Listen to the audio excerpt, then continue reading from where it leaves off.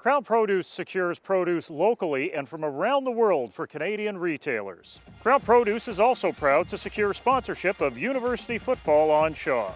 Crown Produce, supporting Canadian retailers and Canadian amateur football. Whether it's your first home, a refinance, or an investment property, Kia Grant & Associates can find a mortgage solution for you. In association with Verico Paragon, the work she does for you is free. Find her on Facebook at Kia Grant Mortgages. Legendary punk band DOA have a brand new studio album out now. We Come in Peace. There's also a brand new live album by DOA. Welcome to Chinatown, DOA Live. Get them at suddendeath.com.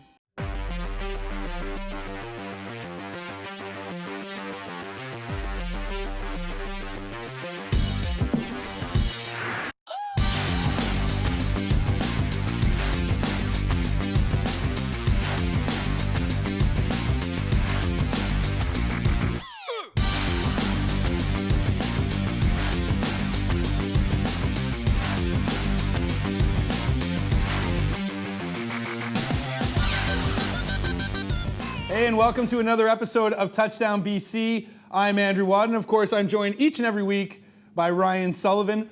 Ryan, what exactly are you doing right now? Never you mind, Andrew. All right, well, while Ryan makes love to the camera, I have a question for you. What do you get when you combine football and mud?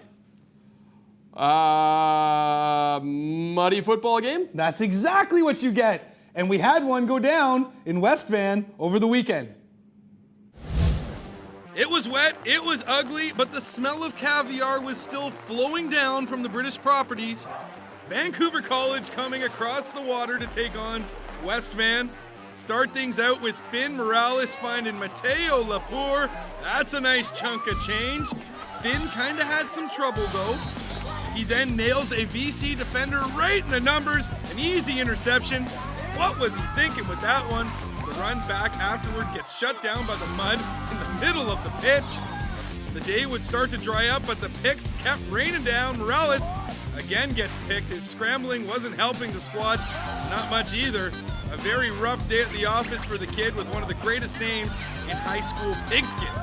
He'd throw one more pick to make it 5 on the day. However, in his defense, the day was absolutely sogged out and bogged out. Disgusting day to be outside in general. As you will see from this blocked field goal attempt, the ball just gets drowned in the mud, and then there's black jerseys. West Van would make things interesting as Morales finds Lapour again down the sidelines, shakes a tackle, and takes off for the house 85 yards after the catch, and West Van is showing signs of life late in the fourth. However, the onside kick didn't really get the hop they were hoping for. Vancouver College wins a dirty one in West Van, 13-6. Let's head out to Mercer Stadium. Belmont visiting the New West Hyaks. Tommy Robertson hitting Stuart Summerfield in the end zone. And just like that, New West starts to pull away a bit. Angelo Tenwakio then decides, I'm going to take over. He goes for one heck of a run, weaving in, weaving out. His run is almost better looking than his last name. It's not, but it is close. Tenwakio. Then off the double reverse, Cale Brock goes for a stint up the can. Like Wadden on a Friday night, he gets smacked in the face a few times, but he stays relentless. He crosses the line. This game was all New West. Robertson then skies one out. Tristan Sands, some nice concentration there. New West then caps off the night with a gorgeous run after a grab. Just sit back, put your feet up, and watch Matthew Seymour go. He almost runs to Mount Seymour. Hyaks delight the hometown fans with a 35-13 victory. Mount Douglas hosting the Notre Dame Jugglers, starting things out with Douglas leading. It's Marcus Davis going for a massive run down the sidelines. He saw some daylight and headed straight for it. Douglas leads 13-blank at this point. Davis then finds Russ Faulkner in the end zone. A beautiful looking grab. Mount Doug takes this one easily, 54-0. In the AA game of the week, Rick Hansen taking on the GW Graham Grizzlies. Hansen already leading 7-0 when Brandon Ho takes one to the house. A little hoedown. And just like that, it's a 2-score game. Hansen would punch it in one more time from the goal line. This time it's Alex Ho diving it up the gut. We'd wait, and we'd wait some more. The officials would eventually make the call, put it on the board for the man in motion secondary. That's 6, soon to be 7 points. There's the call. Rick Hansen would take this one, ruining the Grizzlies' first ever home game. Yeah, you heard right. Hansen wins 23 blank. All right, let's take a look at that AAA scoreboard.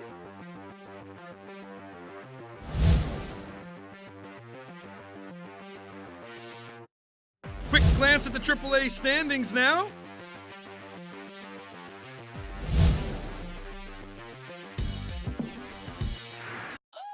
All right, let's take a peek at that AA scoreboard.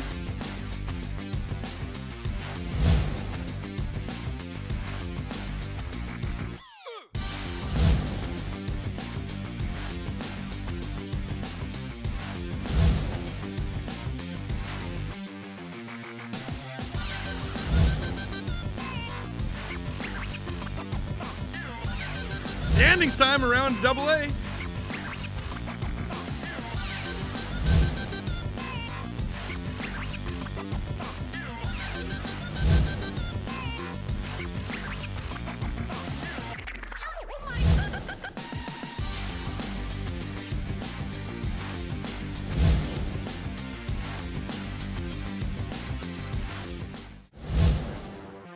A little midget football for you now. Vancouver Mainland Football League, that is. Cowichan Bulldogs visiting the Surrey Bears.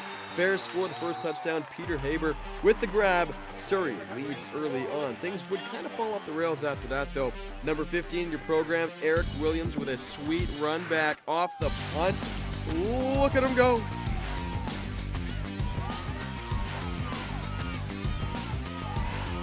The drive is capped off by the quarterback draw. Cowichan starts to make a move. They would follow that up with a little beast mode from the one and only Jason Price. The Price is right. He takes it all the way to pay dirt. Cowichan, no, they're not done there. Surrey Slinger hit while passing and flies right into the hands of Geremia Ferguson. That's a pick 6. Cowichan put it on the board, 25-9. Your final. All right, here's the rest of the scores from around the VMFL.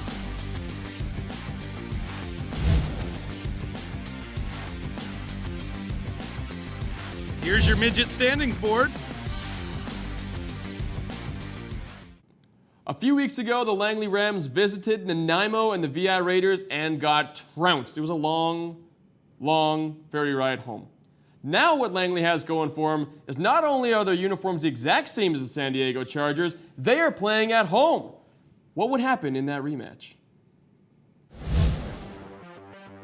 The VI Raiders defeated the Langley Rams 22-12 to improve to 7-2, tied with the Okanagan Sun. Langley sits at 6-3. Now, unfortunately, the only clips we could find for this one were shot on Saturn.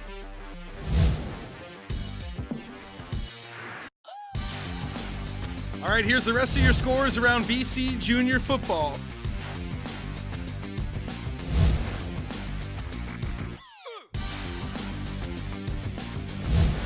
As mentioned, VI Raiders tied atop the board with Okanagan, the best pants in football, at 7-2. To the campus at UBC we will head now. And I want you to check out these highlights because at halftime, there was a caller that was getting popped by a certain individual you might find familiar. Let Ryan Sullivan bring it to you. It was cold, it was wet, it was windy, it was gross, is what I'm trying to say. UBC hosting the Huskies at David Sadu Stadium. Let's jump right to halftime. Andrew Wadden with the mic. Look at the popped caller. Ladies and gentlemen, tonight's halftime report brought to you by Don Johnson. Scary moment for UBC off a harmless draw play to Brandon Deschamps. He gets his foot stuck under a defender. He would stay down, writhing in pain. He'd need help off the field. He would not return to this game. End of that series. UBC punting, and it's blocked. Seamus O'Neary finds a loose ball, and he tuckers his way to the pay dirt. His name is actually just Seamus Neary, but O'Neary makes things fun. It's 8-5 Saski. UBC marches the leather right back down the field though, and Bocott finds Patrick Bull 24 yards out. It's 12-10 for the homeboys. The green and white right back at it though. Burko hits Kid Hillis for a nice handful of yards to end third quarter. QBDB then finds Charlie Power, and heads up, Power takes the helium approach, but he's out at the 1. Beauty effort though. Shane Buchanan would finish off the set for the Dogs from Saski. UBC still chugging away. Bocott looks for a man in the end zone who gets the very generous pass interference call. The T-Birds move to the goal line when Liam Mahara loses the biscuit. A tough break for the young kid out of Vancouver College. Saskatchewan would get reckless though. Burko on the run makes a bad decision. It's UBC football off the pick. They get new life in the red zone, and after failing to convert on first and second down, it comes down to third and goal. From the 4, here comes the rush. Bocott gets it away. It is off the crossbar, and the ball falls incomplete. Thank you, Jim Mullin in the booth. UBC loses the game 17-12. The good news for the T-Birds is that Brandon Deschamps was jogging on the sideline late in the fourth quarter. He's listed as probable for the time being going into their dance with Manitoba. All right, let's take a look at those Canada West standings. Calgary and Saskatchewan are 1-2. That is a huge rematch coming up. Manitoba, middle of the pack, they're 3-2. UBC 2-3. Regina 1-4, and Alberta, gotta love them, relentless. They are 0-5. Western Oregon facing SFU on the hill in Burnaby. The Clan are 2-0 to start the year after an impressive win over Central Washington last week. The visiting Wolves are 1-2 after 3 weeks. Start things out with Joe Harris driving this one in from the 1-yard line. WOU is on the move, and the conditions, they're horrible. They would pass over a bit, but the condition of Ryan Stanfield came into question. He gets steamrolled and comes up favoring his throwing arm. It's a shoulder injury. He'd be done for the day. Joe Harris would keep the momentum rolling for the Wolves with not one solid-looking run, not 2 good-looking runs, but 3 beauties to the left side. This one is going to get him 6. Not too long after that, Ryan Bergman would find Michael Reeve. This thing is done. SFU loses 30-9. All right, let's take a look at the GNAC standings board. All right, so you're now up to date with everything that's happened in amateur football around BC. Ryan, do you have an itch or something that's wrong with you at the moment? Seem uncomfortable. I'm just playing Peter Gabriel in my head and reacting. Makes sense.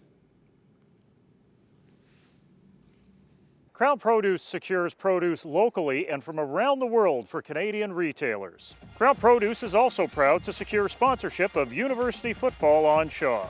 Crown Produce, supporting Canadian retailers and Canadian amateur football. Whether it's your first home, a refinance, or an investment property, Kia Grant & Associates can find a mortgage solution for you.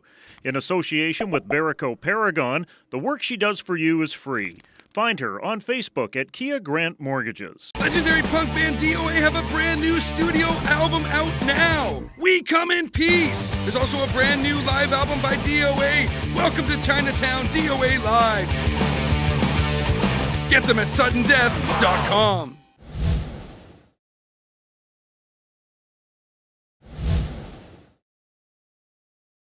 We're on to unit number 4 of proper tackling techniques. We've reviewed the positions, we've reviewed some bad habits, and we've also reviewed why we're doing this. And now we're on to movements, Dino. Yeah, so basically anytime we're going to get into any type of contact or any workout, really, we want to make sure that we warm the complete body up. And that will allow us to be properly positioned and make sure that we have the proper flexibility through our ankles, knees, and hips, which is key to the explosiveness of performing a proper tackle. Okay, well, we'll let you get to it with the Okay. older guys first, and then the younger guys will join in. Awesome. Okay, so you guys are just going to spread out along here, okay? And we're just going to run nice and easy, okay, about 75%. 2-hand touch on the line and back pedal back. Ready? And go. Good. And relax, good, nice and easy. We're just warming up the body. Several movements, all of them related to football. Now I want you to face that way, and you're gonna shuffle nice and easy. Again, what we're gonna do is we're just gonna add that touch, okay, to make sure that we're getting that bend in the body. Touch the line and shuffle back. Ready, and go. Good. Eyes up, chest up. They should be in a good hitting position as they do this. The butts are out. Heels are not clicking as they do it. Let's do that one again. I want to make sure that we emphasize that proper hitting position. Start in that proper hitting position to start, and then execute the shuffle with it. Ready, and go. Excellent. Eyes up, eyes up. Good. Little lower bend. Weight on your toes. Weight on your toes as you go. Good. And the next one we're going to do, and this is strictly to warm up the hips, is up and over karaoke, really warming up those hips because we need those loose hips to execute that explosiveness in the tackle. Here we go, and ready, and go. Up and over, really exaggerate that hip movement across the body, and plant and come back. Excellent. Good job, guys. And finally, we're going to just shuffle, nice and easy. Okay, with big arms. Nice and long, stretch nice and high now. We're still on our toes, ready, and go. Good. Nice and tall. Nice and tall, good. And coming back. Good, and they're athletic on their toes. They still have the flex through the ankles, knees, and hips. Again, we can do it with all levels. So we've got some of the younger players, and this is something they can do every workout, every practice. Again, we're gonna run out to here, okay, about 75%, and back pedal back. Ready, and go. Eyes up, chest up as you go into your back pedal. There's still weight on your toes. Good. And proper hitting technique, okay, proper hitting position to start, and we're gonna shuffle. Don't click your heels, chest up, eyes up. Good, and shuffle. Good, we're gonna plant, we're gonna touch the line right here. Good, touch, and come back. Good, excellent. And finally, just want you doing your karaoke, up and over, really exaggerating that hip, driving that knee across your body. Ready, and go. Up and over, up and over. Don't worry too much about the speed. It's more about getting that range of motion. Get the knees high and up and across the body. Knees high and up and across the body. Excellent, nice and easy. Shuffle with big arms, nice and tall, ready, and go. On your toes, and back. Good work. Good job, guys. And next up is more on warm-ups, and you can catch the entire series at playfootball.bc.ca.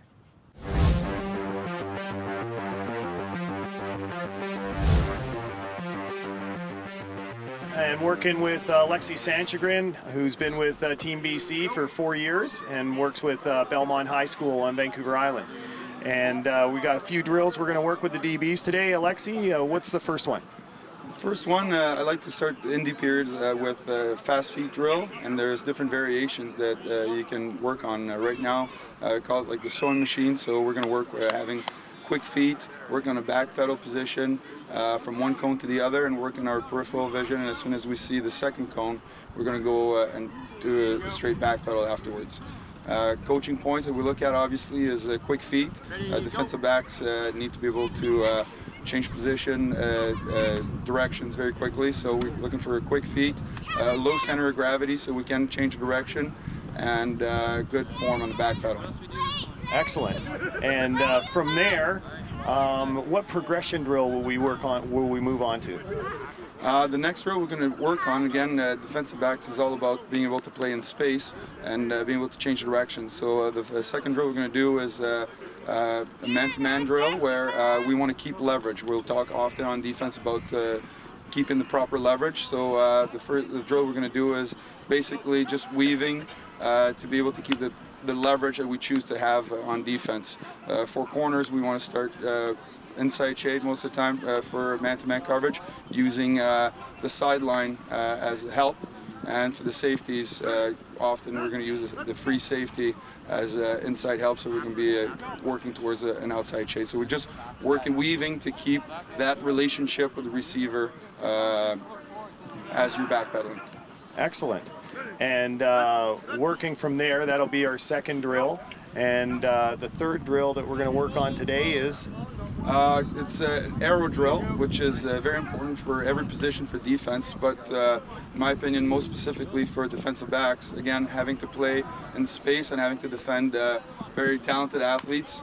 We try to emphasize the concept with the players that there's no such thing as being one-on-one, but it's a team concept.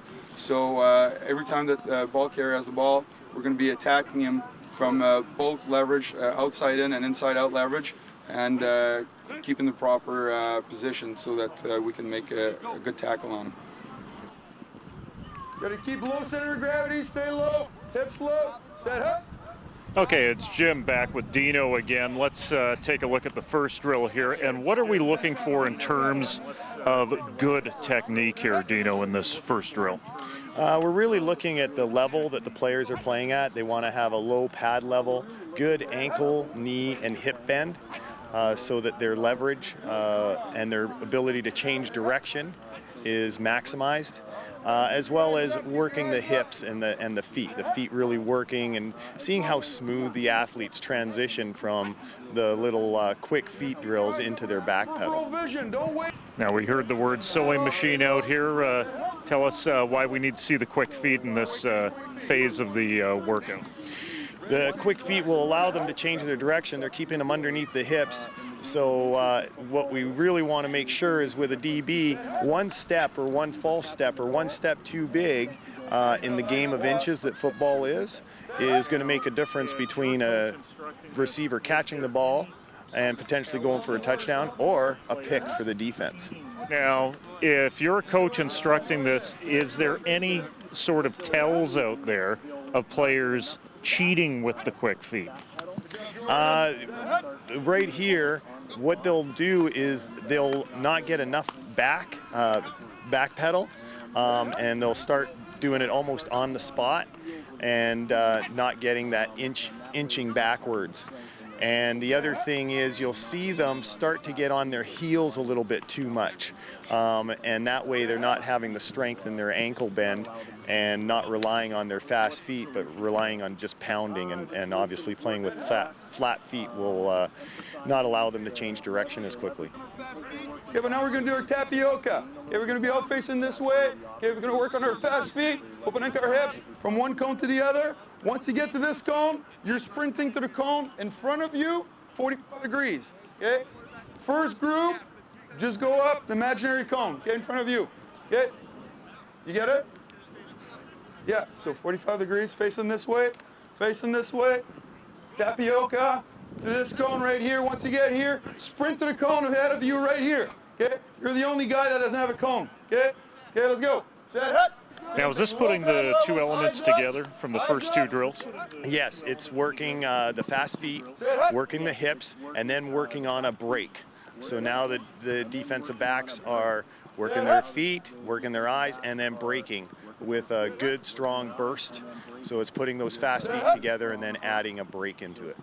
Drills like this, with working the fast feet and the breaks, should be done every practice to emphasize the key elements of what a defensive back is doing. Okay, we're going to work on our weave with it this morning. Okay, we're going to work on our weave with it this morning.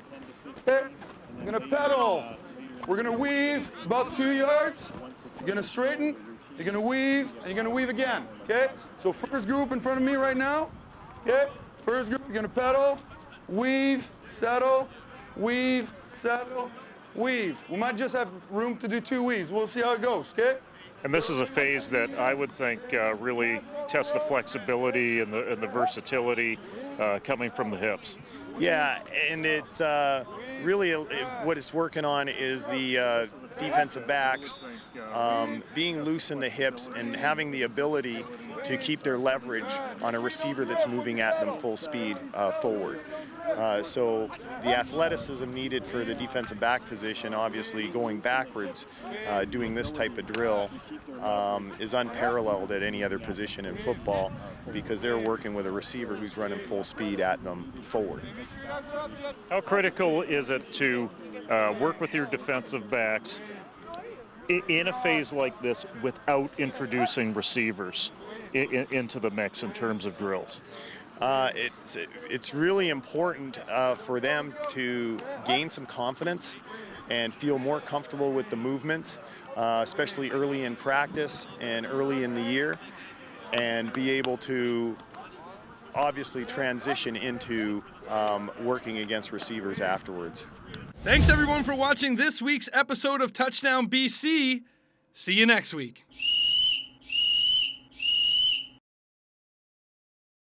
Crown Produce secures produce locally and from around the world for Canadian retailers. Crown Produce is also proud to secure sponsorship of university football on Shaw. Crown Produce, supporting Canadian retailers and Canadian amateur football. Whether it's your first home, a refinance, or an investment property, Kia Grant & Associates can find a mortgage solution for you. In association with Barico Paragon, the work she does for you is free. Find her on Facebook at Kia Grant Mortgages. Legendary punk band DOA have a brand new studio album out now. We Come in Peace. There's also a brand new live album by DOA. Welcome to Chinatown, DOA Live. Get them at suddendeath.com.